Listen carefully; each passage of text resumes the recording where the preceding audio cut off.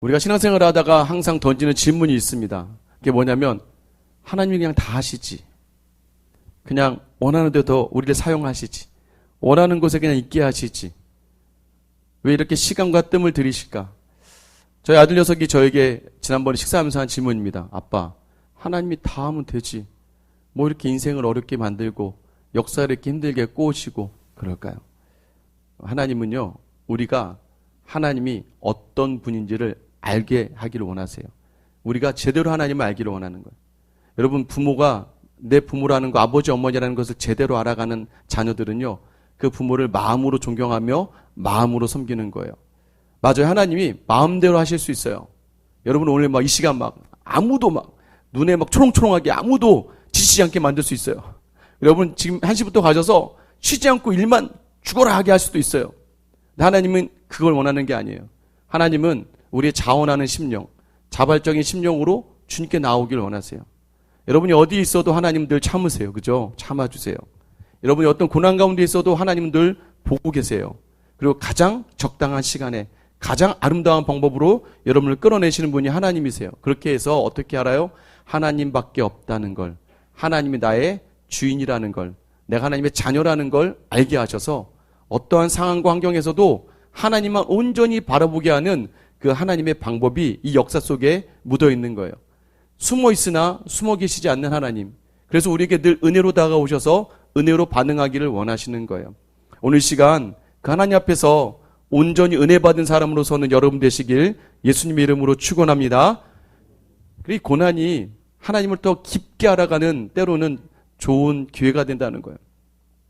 그런데 여러분, 우리는 여전히 은혜가 있습니다. 여러분, 사실 이 자리에 온 이유는 우리에게 은혜를 경험했기 때문에 다시 그 은혜를 사모하며 나오는 거예요. 여러분, 오늘 이스라엘 백성이, 이거는 뭐 교회 안 다니시는 분도 다 아는 내용이니까 출애굽을 합니다. 출애굽을 할 때 어떻게 출애굽을 해요? 10개의 재앙을 하나님이 모세를 통해서 이스라엘에 쏟아 부으세요. 엄청난 기적이에요. 엄청난 기적과 이적을 딱 등에 업고 모세가 이제 가줘라, 나가줘라. 이스라엘 애굽 사람들이 야, 나가줘 하면서 자신의 것들을 다 내어줄 정도로 제발 나가줘. 그래서 예전에는 안 내보내려고 했던 이 이스라엘 백성을 출애굽을 시킵니다. 성경은 남자만 60만 명, 대략 한 200만 명이라고 이야기합니다. 우리가 읽지 않았지만 8절에 보면 여호와께서 애굽 왕 바로의 마음을 완악하게 하셨으므로 그가 이스라엘 자손의 뒤를 따르니 이스라엘 자손이 담대히 나갔음이니라. 문장은 좀 이상하고 어색한 문장이에요. 여호와께서 애굽 왕 바로의 마음을 완악하게 하셨대. 그런데 그가 이스라엘 자손 뒤를 따라갔는데, 여러분 보세요. 이스라엘 백성들이 출애굽을 시작했는데 이 바로가 바로 그들을 따라갔대요. 따라갔음에도 불구하고 이스라엘 자손이 담대히 나아갔대요. 이 담대히라는 단어는 높이 손을 들다라는 의미예요. 이 얘기는 뭐냐면 그들이 두 손을 들고 담대하게 나아갔다는 거예요. 이전에 은혜가 있었으니까 아유 저기 뒤에 애굽 병사들이 뭐 외우나 모르나 이건 중요한 게 아니에요. 그냥 10번의 재앙이 있었고 담대하게 나아가는. 우리가 때로는 믿음으로 서 있을 때 하나님 은혜를 주세요. 은혜를 주실 때 우리는 굉장히 은혜로 충만해요. 뭐든 할 수 있을 것 같아요. 그래서 우리는 세상 속에 되게 담대하게 발걸음을 내딛습니다. 내딛고 나아가는데 문제는 뭘까요? 여러분, 오늘 왜 바로는 이스라엘을 쫓았고 이스라엘은 왜 이 담대함 속에서 낭망하며 넘어질까? 사실 이들이 지금 길을 가는데 조금 이상한 길로 가요. 2절에 보면 이스라엘 자손에게 명령하여 돌이켜 바다와 믹돌 사이에 비하이롯 앞 곧 바알스본 맞은편 바닷가에 장막을 치게 하라. 자, 지도를 하나 준비했습니다. 잘 보이셔야 되는데 제가 이렇게 표해드리면 보이죠? 이게 지금 출애굽의 여정이에요. 지금 숫골에서 나와서 에담 비하이롯으로 온 거예요. 여러분 생각해보세요. 출애굽을 할 때 이렇게 가면 어떡해? 그냥 바로 여기에서 이렇게 가면 바로 가나안이에요. 그죠? 가데스 바네 여기 가나안이거든요. 이렇게 가면 한 2주밖에 안 걸려요. 근데 왜 하나님은 밑으로 가게 하셨을까요? 좀 더 큰 이제 지도 하나 다음 거 보시면 이제 우리가 뭐 정확한 위치는 알 수 없지만 아마 여기에서 이 강을 넘게 하셨을 거다. 이 바다를. 근데 여러분 생각해 보세요. 왜 굳이 어디서 이렇게 넘어갈까요? 그냥 일로 가면 되지. 여러분, 그러니까 갑자기 바로가 생각을 하게 된 겁니다. 어라? 쟤네들이 길을 헤매네. 여러분, 우리가 때로는 어떤 길을 향해서 가는데 하나님이 가라고 하시는 곳으로 가거든요. 근데 세상이 볼 때는 쟤는 이상한 길로 가고 있어. 미련하네, 아주 멍청한 애들이네. 야, 쟤네 괜히 놔준 것 같아. 근데 쟤네 보니까 지금 아주 어리숙해. 여러분, 우리 분명히 말씀 따라가고 있는데 세상이 볼 땐 굉장히 미련해 보이는 거예요. 바보 같아 보일 때가 너무나 많은 거예요. 그걸 보면서 이 바로의 마음이 바뀐 겁니다. 5절에 보면 그 백성이 도망한 사실이 애굽 왕에게 알려짐에 바로와 그의 신하들이 그 백성에 대하여 마음이 변하여 이르되 우리가 어찌같이 이스라엘 우리의 섬김에서 놓아 보내었는가 하고, 이게 뭐예요? 보내고 나서 보니까 쟤네들이 잘못 가네? 쟤네들 도망했네? 쟤네들 잡으러 가야겠다. 마음이 변하였다는 거예요. 원래 마음 뭐였어요? 나가라. 야, 니네 하나님이 참신이다. 나가라 했단 말이에요. 여러분, 세상이요, 하나님 인정하는 자리가 그렇게 오래 가지 않습니다. 여러분 주변에 있는 사람들이 여러분이 이거 하나님의 은혜야 라고 하면 와, 대단하다 하지만 금세 그 사람들은 잊어버리고 말아요. 다시 너 또 그렇게 살면 안 돼. 야, 세상에서 그거 없으면 안 돼. 이렇게 이야기하는 거죠. 여러분, 구절에 아까 본 것처럼 아까 그 자리에 비아이롯에 마주하게 됩니다. 자, 지금 이제 상황은 어떻게 되었을까요? 진퇴양난이 되어버리고 말았어요. 뭐 바로의 군대가 오든 말든 우리는 가는 거야 하는데 가다가 보니까 앞에 뭐가 있어요? 바다가 있는 거예요. 분명히 길 이쭉쭉 가도 뒤에서 오더라도 그냥 이 자리 가면 될 것 같은데 앞은 막혀 있습니다. 그러자 이제부터 어떻게 돼요? 이스라엘 백성들이 불안해지기 시작합니다. 갑자기 이전에 막 득이양양했던 것은 다 사라지고 말아요. 어떻게 됩니까? 분위기가 전환됩니다. 10절이에요. 바로가 가까이 올 때에, 이제 바로가 가까이 와요. 이스라엘 자손이 눈을 들어 본즉 애굽 사람들이 자기들의 뒤에 이른지라 이스라엘 자손이 심히 두려워하여 여호와께 부르짖고. 여러분, 여기에서 이제 문제가 발생하기 시작합니다. 여러분, 이제는 앞이 막히니까 뒤에 오는 병사들이 눈에 들어오기 시작한 거예요. 여러분, 앞이 안 막혔을 때는요, 그냥 가요, 담대하게. 우리 인생이 그래요. 은혜 받고 갈 때는요, 예전에 이겨봤으니까, 애굽 이겨봤잖아요. 담대하게 가요. 가는데 문제는 뭐예요? 앞에 바다가 있어요. 이게 인생이에요, 여러분. 금방 10가지 장 때려도 세상은 여러분을 그냥 놔두지 않아요. 여러분이 아무리 은혜를 많이 받아도 이 자리에 나가는 순간부터 세상은 어떻게든 여러분들을 잡아채려고 한단 말이에요. 여러분을 흔들어야 된단 말이에요. 그때 우리가 뭘 조심해야 돼요? 이스라엘 자손이 눈을 들어 본즉, 여러분 성경에서 창세기부터 끝까지 이게 가장 중요한 포인트가 돼요. 아담과 하와 때부터 자기의 눈으로 바라보는 이 자리가 얼마나 큰 범죄의 시작인지 여러분 아셔야 됩니다. 자기 눈으로 보니까 이제 뭐가 보여요? 예전에 안 보였는데, 이전엔 안 보였는데 애국 군사들이 보이기 시작하는 거예요. 여러분, 그 상황에서 이제 이스라엘 백성이 하는 모습이 뭐예요? 믿음이 떨어져 버려요. 믿음이 떨어지니까 어떻게 됩니까? 부르짖었다라고 얘기해요. 여기서 부르짖었다. 이 표현은요, 이 차크라는 표현인데요. 이거 그렇게 좋은 표현 아닙니다. 왜냐면 지금 이 상황도 좋은 상황 아니잖아요. 이스라엘 백성이 원망했다는 걸 얘기하는 거예요. 아니, 분명히 당신이 가라는 대로 해서 왔는데 막혀 있으니까 막 마음이 막 어려워지죠. 여러분도 그러죠. 옆에 여러분 전도 당할 때, 교회 갈 때 아마 여러분 전도한 분이 그랬을 거예요. 예수 믿으면 복 받을 거고, 여러분 부모님도 그러셨을 거예요. 여러분 교회 데리고 가면서 야, 기도 많이 해라. 너 예배 잘 드리면 한 해 복 주신다. 그 복은 뭐 교회 다닐 때마다 더 어려운 일만 있어요. 믿음으로 설교 갈 때마다 앞에 홍해가 있는 것 같아요. 뭔가 작정하고 나오는데 매번 이 앞에 이 문제야. 그때마다 어떻게 되는 거예요? 막 내 안에 막 갑자기 막 부르짖는, 이게 뭐 인간의 그냥 우리의 감정이 막 나오는 거예요. 이게 뭡니까 하나님? 여러분, 이게 이렇게 나오는 거예요. 사실 이 표현이 출애굽기 2장 23절에도 있었습니다. 처음에 애굽 백성이죠. 애굽에 있었던 이스라엘 백성. 여러 해 후에 애굽 왕은 죽었고 이스라엘 자손은 고된 노동으로 말미암아 탄식하여 부르짖으니, 여기서 탄식하여 부르짖다가 힘들어 죽겠다, 이 부르짖다가 똑같은 단어입니다. 못 살겠다, 힘들겠다. 금방까지 믿음 있던 자리는 어디 가고. 여러분, 우리가 앞에 장애물 앞에서, 바다 앞에서요, 우리도 모르게 믿음은 온데간데 없이 이렇게 하나님 앞에서 잘못된 부르짖음, 원망과 불평을 쏟아낸다는 거예요. 제가 말씀드렸죠. 제가 처음 교회 왔을 때 여러분, 하나님 음성 듣고 왔거든요. 저는 정말 이게 잘 듣기 어려워요. 목회자들도 가끔 이렇게 말씀을 주시는데, 가라 하나님으로. 하나님 어딘지도 몰랐거든요. 가서 보니까 교회는 뭐 이미 피폐해져 있고 성도들은 다 매주마다 한 대가씩 떠나가고 있고 몇 가정 남지 않았는데 여기를 왜 오게 하셨을까? 근데 또 가라 하셨으니까 하나님 또 복을 주시겠지 하고 간 거예요. 가자마자 정말 5주 만에 또 코로나가 팍 터지니까 야, 이거는 아무것도 못 하잖아요.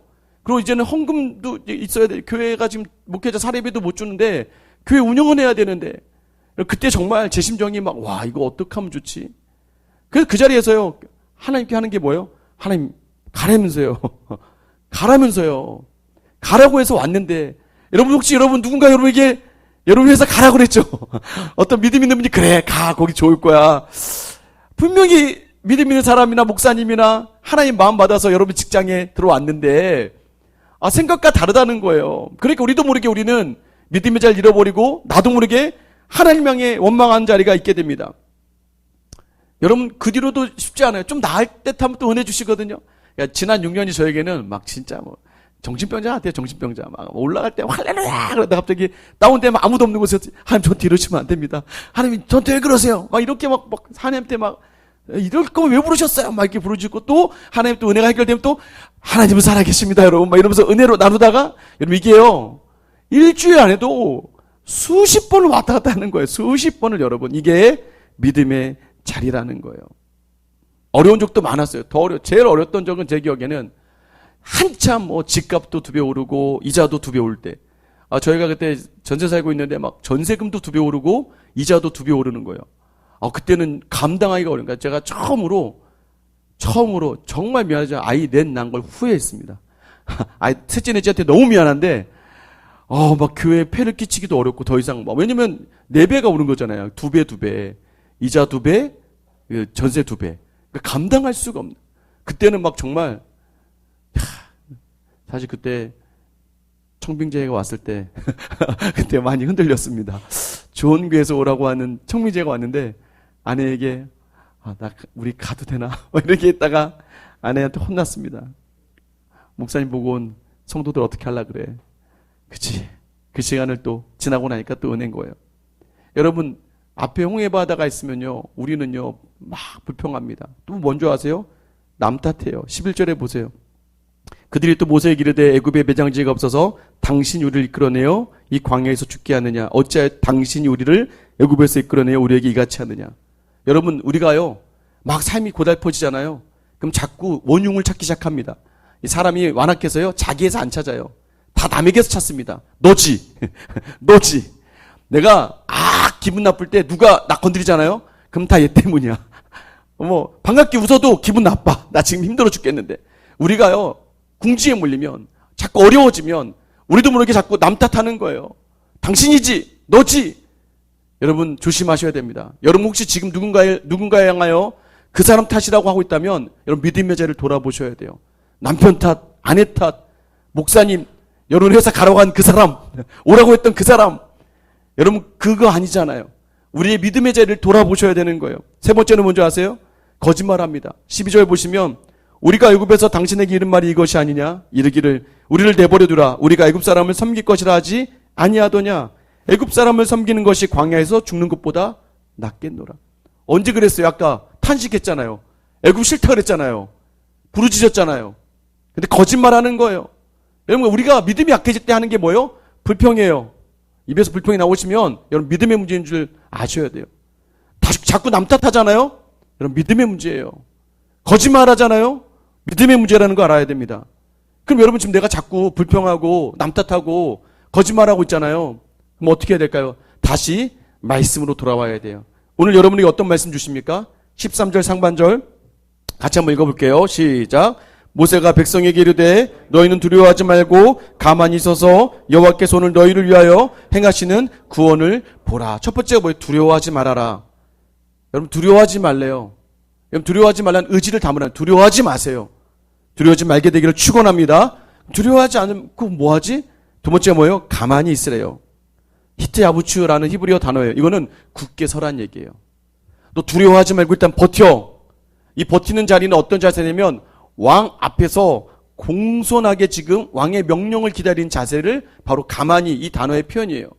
그러니까 지금 두렵지만 하나님의 음성과 하나님의 섭리가 진행될 것인데 너 지금 가만히 공손하게 그 음성 기다리며 있으라는 거예요. 여러분 우리가 불평과 원망이 때문에 입이 먼저 나와. 내 말이 먼저 나오거든요.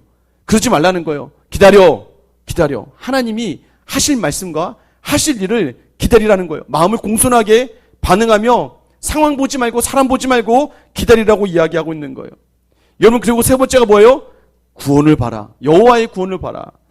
여러분 아까 어떻게 이들이 실족했어요? 이스라엘 자손이 눈을 들어 본즉 뭘 봤어요? 애굽 군대를 봤잖아요. 자신의 시선이 자꾸 애굽의 군대, 지금 쫓아오는 군대와 앞에 홍해에 꽂혀 있으니까 하나님의 구원이 보이지 않아요. 오늘 모세는 뭐라고 이야기합니까? 구원을 보라. 구원되었다는 거예요. 구원하신 하나님을 보라고 이야기하고 있는 거예요. 여러분, 이 보는 게 되게 시선이 중요해요. 가치관이 중요하고 해석이 중요합니다. 여러분들, 아담과 하와의 첫 시작은 하와의 보기에 보암직하고 먹음직했기 때문이에요. 여러분, 아브람과 롯이 소돔으로 간 이유는 소돔과 고모라가 여호와의 동상 같았기 때문이에요. 애국과 같았기 때문이에요. 여러분, 지금 여러분 바라보는 시선은 무엇을 기준합니까? 우리 월요일날 책 볼 때도 들었겠지만 여호와 하나님이, 예수가 내 안에 거하고 하나님의 말씀이 내 안에 거하면 그 안에 있는 말씀이 모든 것을 보게 하는 시선을 주시는 거예요. 여러분, 오늘 여전히 혹시 불평과 또 거짓말과 남 탓에 일관하고 있다면 오늘 다시 한번 여러분의 자리를 두려워하지 마시고 가만히 서서 구원을 보기를 기대한 여러분 되시길 예수님의 이름으로 축원합니다. 그렇게만 하고 있으라는 거예요. 버티라는 거예요. 조금 믿음은요, 버텨내는 거예요. 그리고 거기서 죄짓지 않는 거예요. 요즘 제가 새벽기도 설교하는데 요셉을 보면 그렇잖아요. 종으로, 죄수로. 그런데 거기서 13년간을 입으로 범죄하지 않아요. 그게 믿음으로 버티는 거예요. 여러분, 입으로 먼저 뱉었으면 끝난 거예요. 그걸 감당해내는 자리가 바로 믿음으로 가만히 있어서 두려워하지 않고 구원을 보는 거예요. 그러면 13절 후반절입니다. 너희가 오늘 본 애굽 사람을 영원히 다시 보지 아니하리라. 여러분, 왜 하나님이 홍해로 데려갔는지 아시겠죠? 나오면서도요, 이들에게 트라우마가 있어요. 어떤 트라우마? 이집트 트라우마. 종으로 살았던 트라우마. 막 재앙을 때리고 왔는데도 이 애굽 사람 나오면 주인 같잖아요. 여러분, 그러죠? 많이 맞는 아이는요, 이렇게 손만 들어도 막 피하잖아요. 머리 쓰다듬어 주려고 한 건데도 막 맞았던 기억이 있으니까. 여러분, 하나님이 자기 자녀가요, 자긍심 없이, 자존감 없이 살아가는 걸 원치 않으세요. 너는 이미 애굽에서부터 내가 구원해낸 하나님의 백성이야. 그래서 여러분, 이 홍해는 세례를 의미하잖아요. 홍해를 건너는 건 세례를 의미해요. 너 이제 더 이상 종이 아니야. 너의 주관자는 세상이 아니야. 너의 인생의 주인은 이 땅의 사람들이 아니야. 이젠 내가 되는 거야. 그래서 내가 너희를 어떻게 돼요? 하나님의 백성으로 어떻게 해요? 저 애굽이 아무것도 아닌 것처럼 만들어줄게. 여러분, 그 이후의 모든 자리, 제가 이 교회 온 이후의 모든 자리, 지금도 여전히 마찬가지입니다. 여러분, 맞아요. 아직도 저희 교회는 완전히 좋습니다라고 이야기하지 않아요. 우리 교회는 완전 넉넉합니다라고 하지 않아요. 그러나 저희 교회가 지금은 있을 거 다 있고 할 거 다 하고 뭐 원하는 건 다 하고 있습니다. 매주마다 교회 오는 모든 성도들 북적북적 거리고 있고 뛰어노는 아이들이 있고 매일마다 함께 보며 얼굴 미소 짓는 그런 성도들이 있어요. 너무 감사해요. 요즘 새벽에도 많은 분들이 오셔서 기도가 뜨거워지고 있고요. 철야의 자리도 저희는 중고등부애들도 철야에 나와요. 초등부애들도 나와 있습니다. 뜨겁게 같이 기도해요. 여러분, 저는 지금 완전한 게 주어지지 않았어요. 그러나 우리가 붙드는 건 무엇입니까? 하나님을 놓치지 않았다는 거예요. 하나님 이걸 원하시는 거예요. 왜 그럴까요? 14절 여호와께서 너희를 위하여 싸우시리니 너희는 가만히 있을지니라.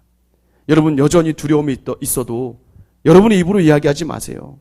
여러분, 여전히 무서워도 화가 나도 분해도 여러분 입으로 범죄하지 마시고, 여러분 그 자리에서 거짓말하지 마시고 남 탓하지 마시고 불평과 원망 대신에 다시 말씀 붙들고 가만히 있어서 여러분의 일하실 하나님을 기대하시기를 축원합니다. 여러분, 제가 최근에 저희 교회 요즘에 갑자기 왜 그런지 모르겠는데 막 기도로 뜨겁습니다. 왜냐면 여기저기 막 훈련생들 모임하면서 기도에 막 응답이 이루어지니까 지금 막 주체할 수 없이 막 기도의 제목들이 막 오고 있어요. 심지어 외부에서 오시면 저도 바로 그냥 기도 제목 오자마자 바로 사역반, 훈련반, 제자반에 막 넘겨요. 이분들이 계속 같이 기도합니다. 너무 놀라운 건 매주마다 기도 응답이 있어요. 매주마다.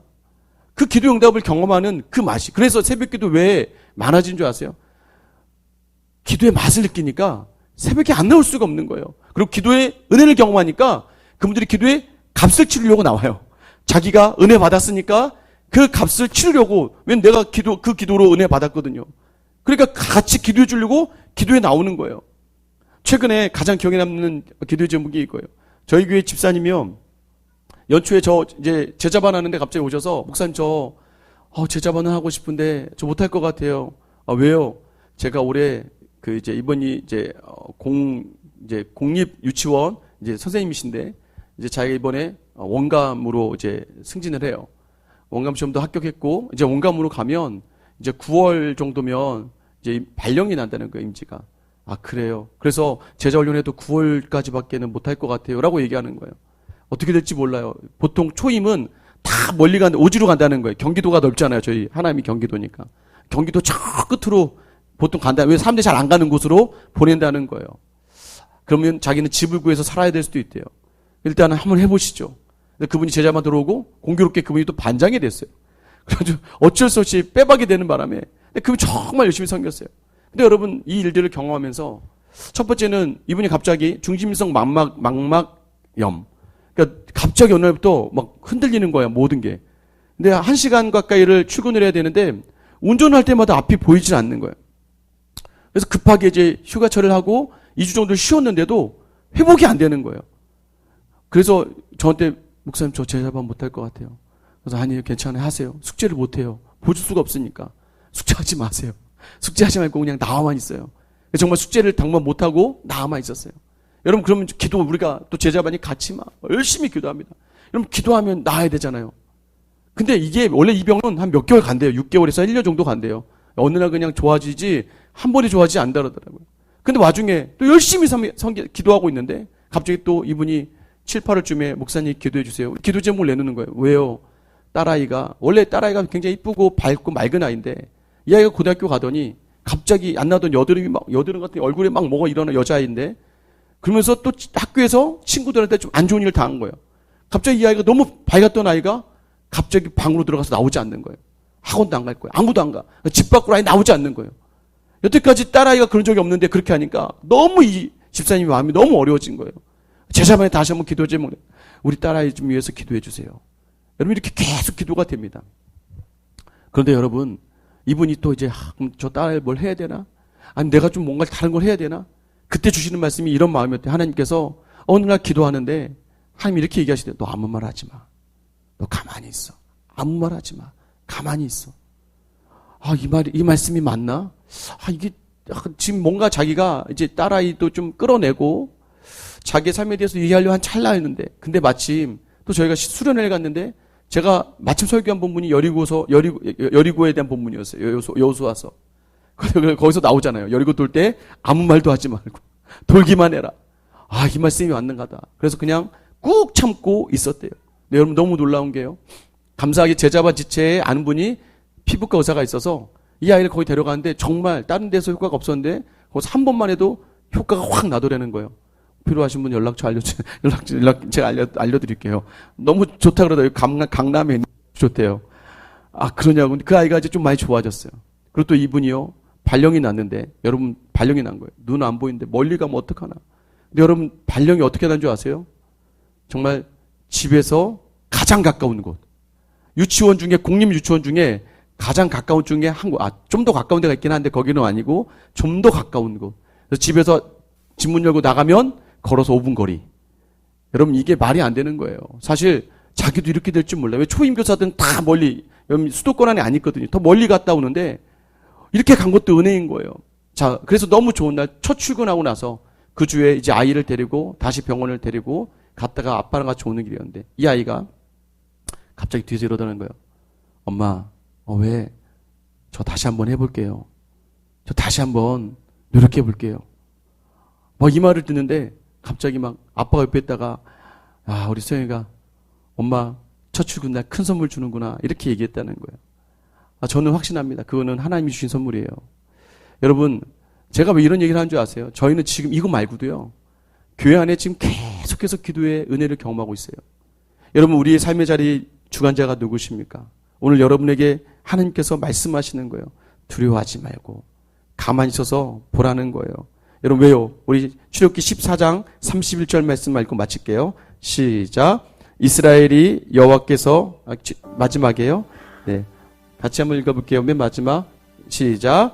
이스라엘이 여호와께서 애굽 사람들에게 행하신 그 큰 능력을 보았으므로 백성이 여호와를 경외하며 여호와 그의 종 모세를 믿었더라. 여러분 오늘 이 시간 여러분의 자리 하나님이 아마 여러분을 크게 쓰시려고 더 큰 고난으로 인도하시는 것 같아요. 근데 그때 우리에게 필요한 자리는 무엇입니까? 하나님을 놓치지 마세요, 여러분. 그 두려움의 자리가 여러분을 결코 두려움으로 몰고 가지 않을 거예요. 제가 늘 이야기하거든요. 새벽기도 때마다. 우린 죽어봐야 천국인데 이 땅에 뭐가 두렵습니까? 하나님이 가장 좋은 거 주시는 분인데, 여러분 오늘 시간 다시 믿음의 자리에서 너희를 위하여 행하시고 너희를 위하여 싸우시는 그 주님, 오늘 가만히 한번 주님의 말씀에 음성에 기대하며 여러분의 자리를 감당해낸다면 저는 여러분을 통해 하나님의 놀라운 일, 그리고 하나님 여러분을 높게 크게 하나님의 증인으로 사용하실 줄 믿습니다. 오늘 그 은혜가 여러분께 되기를 예수님의 이름으로 축원합니다.